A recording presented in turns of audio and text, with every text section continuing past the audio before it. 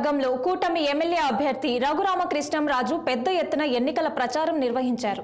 ఈ సందర్భంగా ఆయన మాట్లాడుతూ ముఖ్యమంత్రి జగన్మోహన్ రెడ్డి పాలనలో రాష్ట్రంలో జీరో అభివృద్ధి జరిగిందని, అందుకే ప్రజలు మార్పు కోరుకుంటున్నారని ఆయన అన్నారు. అంతేకాకుండా వైసీపీ నుంచి చాలా మంది నాయకులు కూటమిలో చేరుతున్నారని ఆయన స్పష్టం చేశారు. తాము అధికారంలోకి రాగానే నియోజకవర్గంలో తాగునీరు, డ్రైనేజీలు, రోడ్డు పనులు పూర్తి చేస్తానని ఆయన హామీ ఇచ్చారు. రాబోయే ఎన్నికల్లో తమదే గెలుపంటున్న రఘురామకృష్ణంరాజుతో మా ప్రతినిధి రాజేష్ ఫేస్ టు ఫేస్. ఉండి నియోజకవర్గానికి వచ్చాం. ఉండి నుంచి కూటమి అభ్యర్థిగా త్రిపురార్ పోటీ చేస్తున్నారు. మరి ప్రచారం ఎలా కొనసాగుతుంది చూస్తున్నారు? త్రిపురార్ గారు, ప్రచారం ఎలా అవుతుంది? ప్రజల నుంచి స్పందన ఎలా ఉంది? ఏముంది, మీరు ప్రత్యక్షంగా చూస్తున్నారు. ఇంకా నేనేం చెప్పినా ఎక్కువ అవుతుంది. మీరు I think for the last 1 hour your following. ప్రజల్లో స్పందన ఎలా ఉందో కూడా చూస్తున్నారు. ఎంతో మంది వైసీపీ నుంచి కూడా వచ్చి ఆ పార్టీలో, తెలుగుదేశం పార్టీలో జాయిన్ అవుతున్నారు. ఒక పక్క జనసేన హుషారు. అది పక్కకు పెడితే నేను చూస్తున్నాను పదే దరిద్రము విడిపోతుంది ఇంకొక 10 రోజులు అని చెప్పేసి మీరు జగన్మోహన్ రెడ్డి ఎందుకు మీరు పదే కామెంట్ చేయాల్సి వచ్చింది? రాష్ట్రానికి పట్టిన దరిద్రం విడిపోతుంది అంటే ఏం చేశాడు ఆయన రాష్ట్రానికి?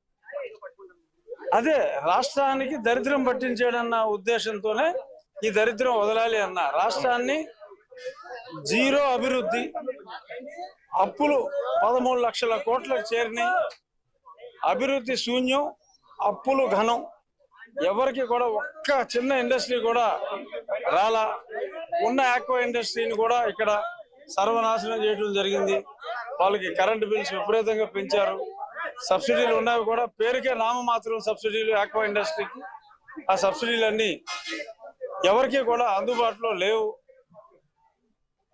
సమస్య వస్తే ఆ సమస్య నుంచి కమిషన్ ఎంత దండుకోవాలి అని ఆలోచించడం తప్ప ఆ సమస్యకి సొల్యూషన్ ఏంటి, ప్రజలు ఎలాగ సంతోషంగా ఉంటారు అన్న ఆలోచన ఈషన్ మాత్రం లేదు. ఫర్ ఎగ్జాంపుల్, మీరు తిరుపతిలో అమర్రాజా బ్యాటరీసే చూశారు.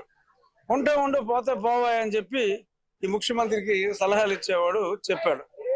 ఏమైంది? మీరు ఇప్పుడు ఉండి నియోజకవర్గంలో మీరు గెలిస్తే ప్రధానంగా మీరు చేయాల్సిన పనులు ఏమున్నాయి? ఇమ్మీడియట్ గా మేము చేయవలసిన పని తాగునీరు, డ్రైనేజ్ వ్యవస్థ, రోడ్లు. మా పనులు చాలా సింపుల్. తాగునీటికి విద్యాశ్రమం నుంచి ఒక పైప్ లైన్ పథకం గతంలోనే క్లియర్ అయింది. కాసుల కక్కుర్తి కోసం 50% కమిషన్ కోసం ఆ స్కీమ్ ని అటకెక్కించారు. త్వరలో చంద్రబాబు నాయుడు గారు ముఖ్యమంత్రిగా ప్రమాణ స్వీకారం చేసిన వెంటనే ఆ ఫైల్ ని మళ్ళీ రీఓపెన్ చేసి కేంద్రంలో ఉన్న హర్ ఘర్ జల్ స్కీమ్ తోటి అనుసంధానంగా 60% కేంద్ర ప్రభుత్వం ఇస్తుంది, 40% మనం తెచ్చుకుంటే. కూటమి గురించి కొద్దిసేపటి క్రితమే ముఖ్యమంత్రి ఒక కామెంట్ చేశారు. ఏంటంటే ఈ రోజు మీరు ఒక మేనిఫెస్టో ప్రకటించారు. అందులో ఒక పవన్ కళ్యాణ్, చంద్రబాబు ఫోటో తప్ప మోడీ ఫోటో లేదు. సో మోడీ ఫోటో పెట్టొద్దని చెప్పేసి ఢిల్లీ నుంచి సమాచారం వచ్చింది, చూడండి ఇప్పుడు అని చెప్పేసి చెప్తున్నారు. ఎవరు సీఎం ఏం చెప్తారు? సీఎం చెప్పడానికి ఏముంది? సీఎం గారు ఎన్నన్నా చెప్తాడు. మరి సిద్ధార్థనాథ్ సింగ్ గారు ఈ స్టేట్ కి కో ఇన్ఛార్జ్ గా ఉన్నారు. ఇన్ఛార్జ్ జనరల్ సెక్రటరీ, ఆయన ఎక్కడెక్కడో తిరుగుతాడు. ఇతర రాష్ట్రాలు కూడా ఆయన చూస్తున్నాడు. సిద్ధార్థనాథ్ సింగ్ గారు ఈ రాష్ట్రమే చూస్తున్నాడు. సో సిద్ధార్థనాథ్ సింగ్ గారు ప్రత్యక్షంగా ఆయన కూడా అందులో పాల్గొన్నాడు. సో జనరల్ గా ఎవరైనా మరి ఇతరు చూపెట్టిన సాక్షులు ఆ ఫోటో లేదేమో, నేను ఫాలో కాలా. కానీ ఒకటి, ఎన్ని రోజులు మీరు ఇక్కడికి రాలేదు. సో ఇప్పుడు మీరు ప్రజల వద్దకు వస్తున్నారు కదా, ఏమంటున్నారు ప్రజలు మిమ్మల్ని? ఇప్పుడు కనిపించామా మేము అంటే ఏం చెప్తున్నారు అని ఎవరో అంటలా. ఎందుకంటే నేను ఇక్కడికి ఎందుకు రాలేకపోయానో నా నియోజకవర్గ ప్రజలకే కాదు, రాష్ట్ర ప్రజలందరికీ కూడా తెలుసు.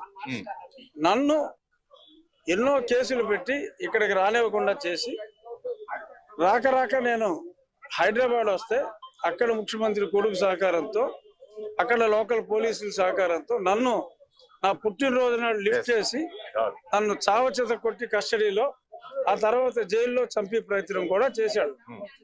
లక్కీగా భగవంతుడి దయ వల్ల నాకు 24 గంటలు బెయిల్ రాబట్టి నేను బయటపడ్డా.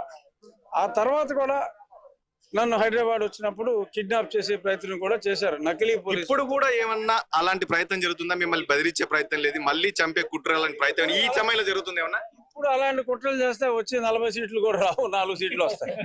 అంత రిస్క్ వేసుకుంటే ఆడి కర్మ.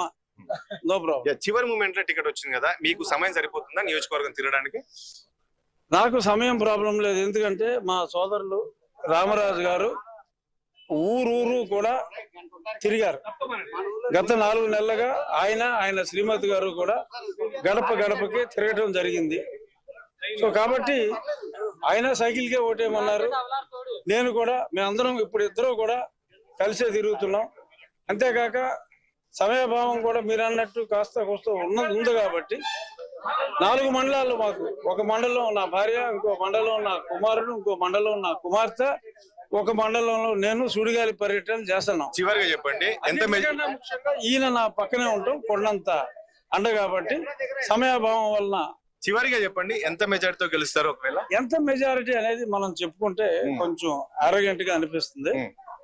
ఈ నియోజకవర్గంలో గతంలో ఉన్న రికార్డు అయితే మరి బ్రేక్ చేయాలనేది మా ఆలోచన. చూద్దాం. మీరు గెలిస్తే మంత్రి అవుతారా? నాకు తెలియదు, నేనేమవుతాను అన్నది చంద్రబాబు నాయుడు గారిని అడగండి, మీరు అడగగలిగితే. థ్యాంక్ యూ అండి.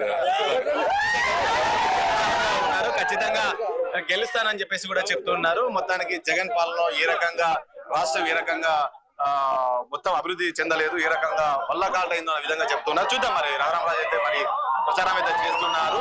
మరి భారీ మెజారిటీతో గెలుస్తానని చెప్తూ ఉన్నారు. ఇక మంత్రి పదవి విషయానికి వస్తే కూడా చంద్రబాబు ఏ నిర్ణయం తీసుకున్నా చూద్దాం అనేది కూడా ఆయన చెప్తున్నారు. కెమెరా పర్సన్ శ్యామ్తో రాజేష్, 6 టీవీ, భీమవరం.